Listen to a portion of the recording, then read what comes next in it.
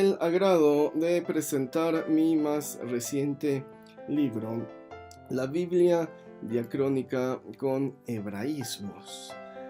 Este texto nació, mucha gente me decía, usted que lee en hebreo, ¿por qué no hace una traducción?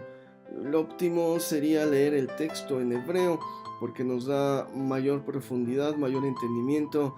Hay palabras clave para poder descifrar la diégesis, para poder descifrar la Biblia. Y lo que empecé a hacer es una traducción más literal. En primer lugar, más llana. Me di cuenta, por ejemplo, que los salmos, como se les quiere dar un sentido poético, se pierde la profundidad, y una traducción literal, suena un poco más fea, hay más repetición, hay menos sinónimos, pero nos da un entendimiento más profundo. Entonces es una traducción en primer lugar más literal.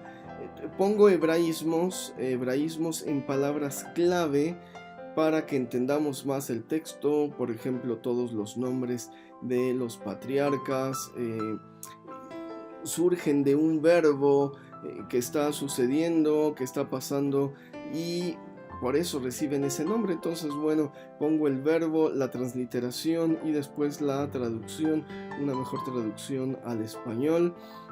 No contiene hebreo, contiene transliteraciones hebraicas de términos para que podamos entender mejor el texto. Y es una Biblia diacrónica. Esto quiere decir que voy siguiendo una historia. Uso una estrategia que se llama de construcción bíblica. Sustraigo los textos de la ley que a mucha gente los pasa de largo. Voy a hacer un tomo especial para estudiar la ley. Entonces tenemos una historia lineal, sin leyes, sin tanta cosa. Dejo algunos mandamientos importantes para entender el Nuevo Testamento, pero en su mayoría es una historia para que la entendamos en su sentido histórico, en su sentido diacrónico. También he cambiado de lugar algunas historias para que tengamos una perspectiva más amplia de lo que realmente sucedió, de Génesis hasta Samuel. Escogí para este primer tomo terminar en el libro de los Reyes antes de comenzar los Reyes, porque el segundo tomo abarcaría toda esta historia de los Reyes. Y entonces, de Génesis a Reyes es un proyecto, me gustó mucho, tiene un impacto. El borrador lo leyeron varias personas, les ha gustado.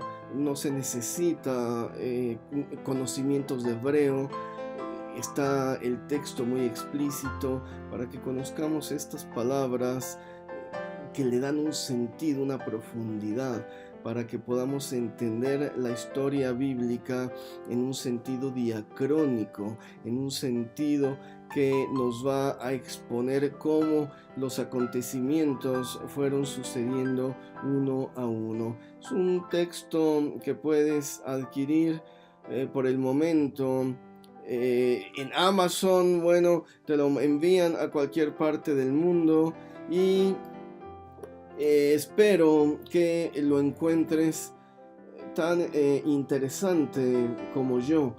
Me apasioné al escribirlo, me tardé algunos años para tener una traducción más verídica, más literal, más que nos ampliara nuestra perspectiva del texto bíblico. Espero que sea de bendición leerla, como fue de bendición para mí escribirla.